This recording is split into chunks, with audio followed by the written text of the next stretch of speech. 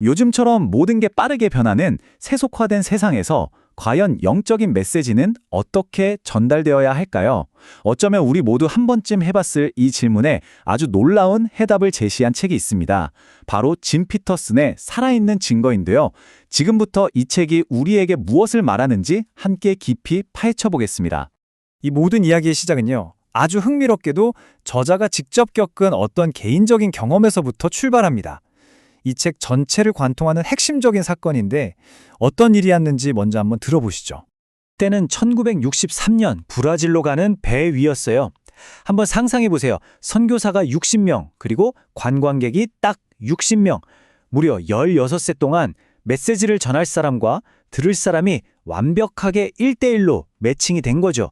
와, 이건 뭐 전도를 위한 그야말로 꿈의 무대, 완벽한 환경 아니었을까요?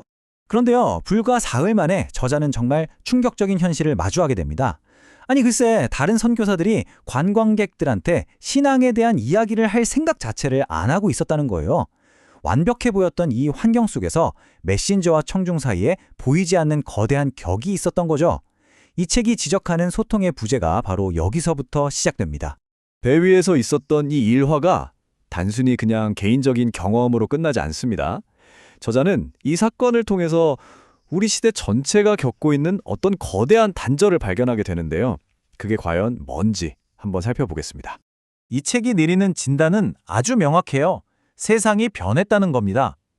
오늘날 사람들은요, 종교에 대해서 막 화가 나고 적대적인 게 아니에요. 그냥 관심이 없을 뿐이죠. 이런 세속화된 사회에서는 과거의 방식, 그러니까 일방적으로 선언하고 가르치려는 방식이 더 이상 사람들의 마음에 닿지 않는다는 겁니다. 이런 단절이 가져온 결과는 생각보다 훨씬 심각합니다. 책에 이런 구절들이 나와요. 우리는 우리끼리만 이야기하고 있다. 그리고 신앙을 가진 지 2년이 지나면 신앙이 없는 친구는 한 명도 남지 않는다. 이 문장들 듣고 보니 좀 섬뜩하지 않으세요? 마치 우리 스스로가 보이지 않는 성벽을 높이 쌓아 올리고 그 안에 고립되어 버린 것 같은 모습이죠. 자, 그렇다면 이 보이지 않는 벽, 도대체 어떻게 허물 수 있을까요? 이 책은 여기서 아주 중요한 두 가지 개념을 딱 제시하면서 새로운 길을 보여주는데요. 그게 바로 선포와 확증이라는 개념입니다. 먼저 선포. 이건 우리한테 아주 익숙한 개념이죠. 설교나 강연처럼 메시지의 핵심을 명확하고 직접적으로 선언하는 일종의 행위를 말합니다. 그리고 이 책의 진짜 핵심, 바로 확증입니다. 이건요, 한 번의 행위로 끝나는 게 아니에요. 오랜 시간에 걸쳐서 관계 속에서 삶으로 직접 메시지를 증명해 보이는 하나의 긴 과정인 셈이죠. 자, 이 표를 보시면 그 차이가 한눈에 들어오실 거예요. 선포가 이미 마음이 준비된 사람들에게 하는 선언이라면 확증은 아직 준비되지 않은 사람들에게 보여주는 증명인 거죠. 이 책은 우리가 그동안 이 증명의 과정을 너무나도 소홀히 해왔다고 아주 날카롭게 지적하고 있는 겁니다. 자, 그럼 이 확증이라는 과정, 구체적으로 어떻게 이루어지는 걸까요? 지금부터는 어떻게 우리 한 사람 한 사람의 삶 자체가 메시지가 될 수 있는지 그 방법에 대해서 한번 이야기 나눠보겠습니다. 이 문장은요, 정말 이 책의 심장과도 같아요. 우리는 대부분의 사람들이 처음으로 읽게 될 복음서다. 정말 강력한 말이죠. 사람들은 어떤 거창한 이론이나 교리가 아니라 바로 우리들의 삶을 통해서 메시지를 처음 읽는다는 겁니다. 다시 말해 우리 자신이 바로 살아있는 메시지 그 자체라는 뜻이죠. 책에서는 이 살아있는 메시지가 세 가지 요소를 통해 전달된다고 말합니다. 바로 개인의 삶, 그리고 그 삶을 지지하는 공동체, 마지막으로 이 모든 것이 무엇을 의미하는지 설명해주는 언어적 증거. 여기서 정말 중요한 포인트가 있어요.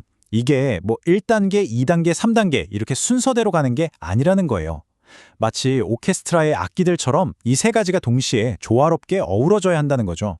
결국 이 책이 말하는 전도는 어떤 특별한 이벤트나 활동이 아닌 거예요. 아름답게 살아가는 삶의 방식, 그리고 그 관계의 문을 활짝 열어두는 것, 바로 이거죠. 프로그램이 아닌 관계, 설득이 아닌 초대. 이것이야말로 책의 제목이기도 한 살아있는 증거의 진짜 의미가 아닐까 싶습니다. 자, 이제 마지막 핵심으로 넘어왔습니다. 이 책은 우리에게 어떤 새로운 방법이나 기술을 가르치려는 게 아니에요. 그것보다 훨씬 더 근본적인 것, 바로 우리의 마음가짐 자체에 대해 이야기합니다. 저자가 이런 경고를 남깁니다. 방법의 가장 위험한 점이 뭔지 아세요? 그게 효과가 있을 때 우리가 거기에 의존하게 된다는 겁니다. 어떤 공식이나 기술이 매몰되는 순간 우리는 가장 중요한 걸 놓치게 된다는 거죠. 바로 이 날카로운 경고가 이 책의 마지막 질문으로 우리를 이끌어갑니다. 결국 이 책이 우리 모두에게 던지는 마지막 질문은 바로 이것입니다. 당신의 목표는 논쟁에서 이기는 것입니까?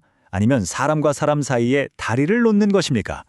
우리가 이 질문에 어떻게 대답하느냐에 따라 우리의 모든 소통 방식이 달라질 겁니다. 여러분의 선택은 무엇인가요?